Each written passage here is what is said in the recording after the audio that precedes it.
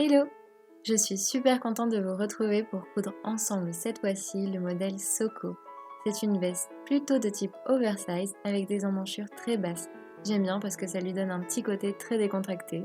Elle est vraiment super confortable et je suis très heureuse de pouvoir enfin vous la proposer. On commence alors par les poches. Ici, deux possibilités. Tu peux soit couper 2 cm du haut de ta poche et finir avec un biais, ou alors faire un ourlet comme je te montre ici. Replie une première fois de 1, puis une seconde fois de 2. Ensuite, épingle, puis viens piquer à la machine.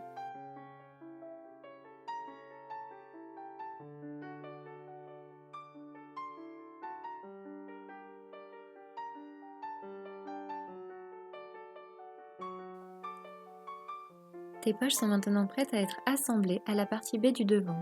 Positionne alors le cran du bas de ta poche sur le cran du bas de ta partie devant. Tu pourras ensuite piquer à 1 cm du bas de ta poche.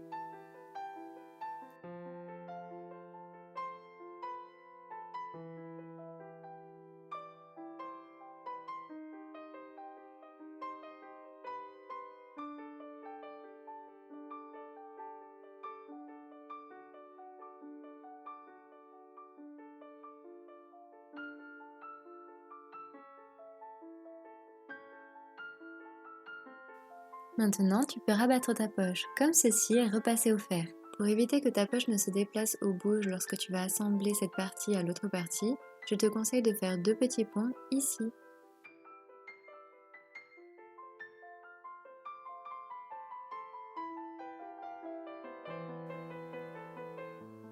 Maintenant, on va assembler la partie A, celle avec l'arrondi, à la partie B par le milieu.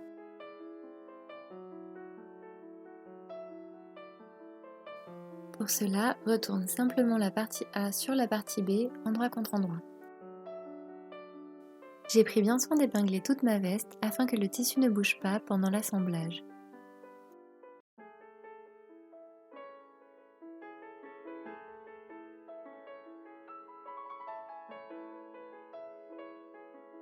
Ensuite, viens réaliser une piqûre tout le long en prenant bien soin de piquer également le tissu de la poche.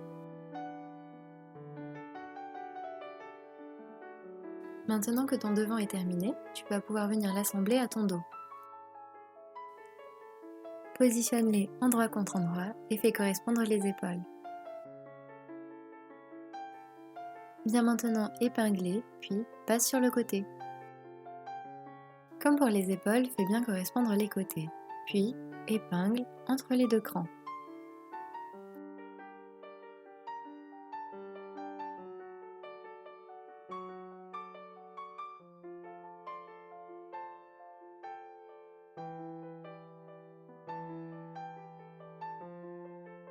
Viens ensuite piquer entre ces deux crans et toute ta ligne d'épaule. On va maintenant venir assembler les manches. Personnellement, j'ai coupé le long de mes lignes de pince parce que mon tissu était trop épais. Tu peux choisir de couper ou pas en fonction de ton tissu, puis tu assembles ici sur ta ligne de pince, puis viens assembler les côtés de ta manche endroit contre endroit et à 1 cm. Tu vas maintenant pouvoir venir assembler ta manche à ton emmanchure, endroit contre endroit et à 1 cm. Pour cela, positionne la couture côté de ta manche au niveau de la couture côté de ta veste.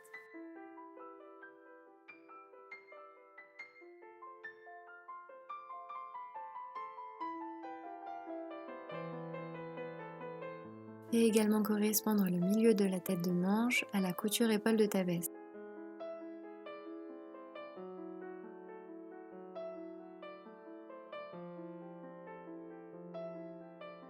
Épingle ensuite tout le tour de ton emmanchure.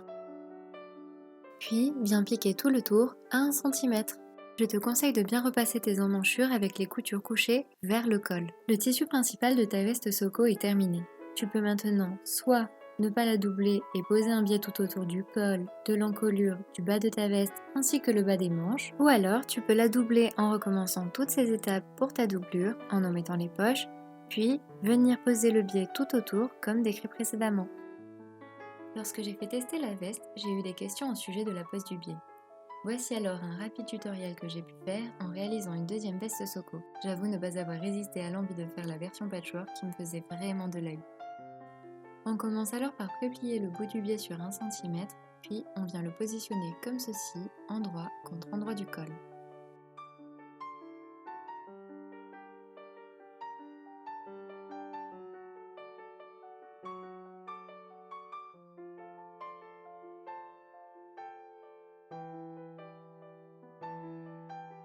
Ensuite, on vient épingler tout le tour de la veste.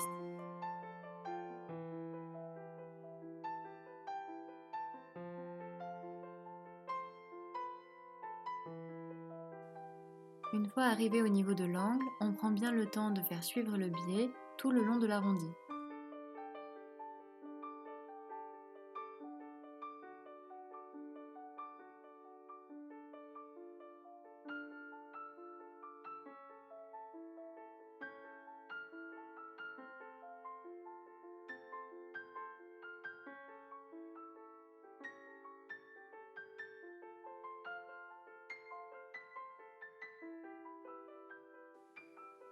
Une fois arrivé au niveau de la couture des côtés de la veste, on commence par bien suivre l'angle comme précédemment, puis on vient essayer de positionner le pli du biais au niveau de la couture à 1 cm de la pointe. On épingle, puis on retourne le biais pour continuer comme précédemment.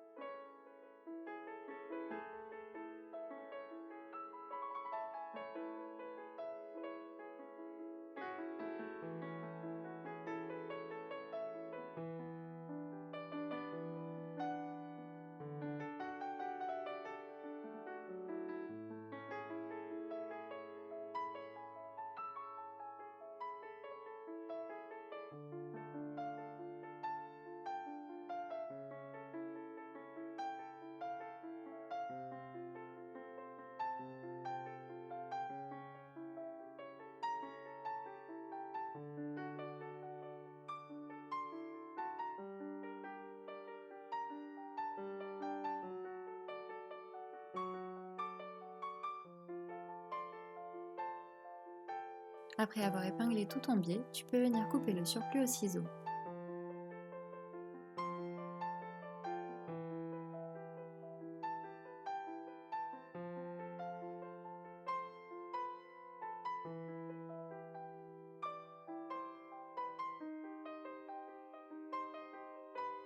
Tu vas maintenant pouvoir venir piquer tout le tour au niveau de la rainure du biais.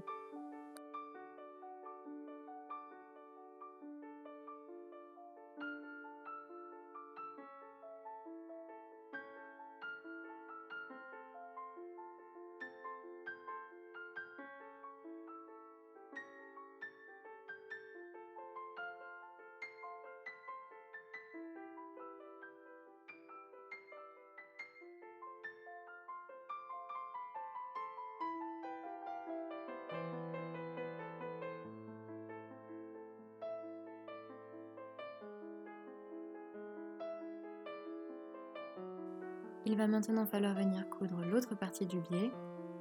Pour cela, je le replie sur l'envers et je pique sur l'endroit.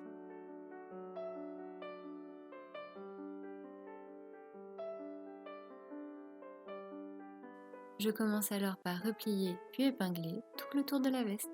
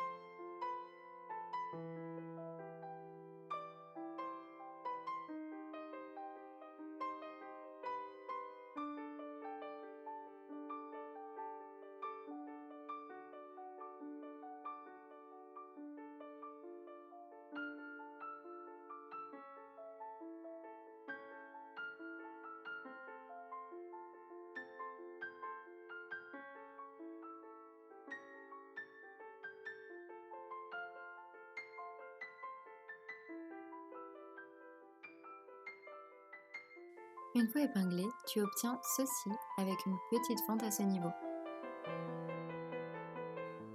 Maintenant, tu peux piquer tout le tour de ta veste sur l'endroit.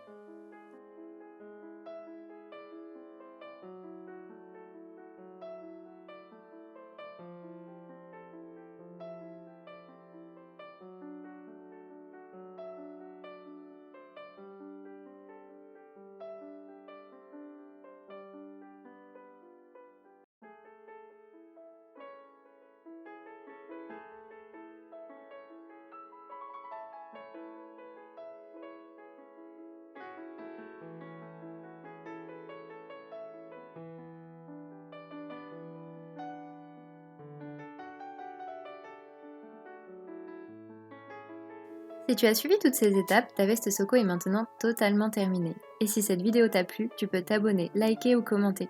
J'espère que tu as pris plaisir à la coudre. N'hésite pas à m'envoyer une photo ou vidéo de ta réalisation et on se retrouve bientôt pour un prochain tuto.